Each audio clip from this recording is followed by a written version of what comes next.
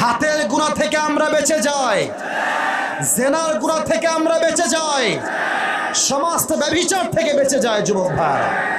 এখন তোমার বয়স যদি 20 বছর হয় বিয়ে করে নিও, যদি 21 হয় করে নিও, বাট মানুষটা সঠিক হওয়া লাগবে। বিয়ের জন্য পারফেক্ট বয়স হচ্ছে তখন যখন জীবনের সঠিক মানুষ তুমি পাবা।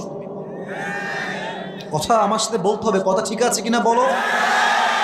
বিয়ের জন্য পারফেক্ট বয়স যে 20 তা নয়, বিয়ের জন্য পারফেক্ট বয়স যে 21 তা নয়, বিয়ের জন্য পারফেক্ট বয়স যে 22, ইটস নট লাইক দ্যাট।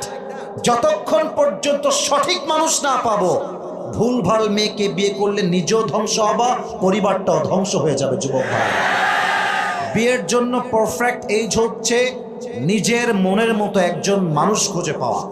আর নিজের মনের মতো মানুষ তখনই পাওয়া যায় যখন মেয়েটা সৎ,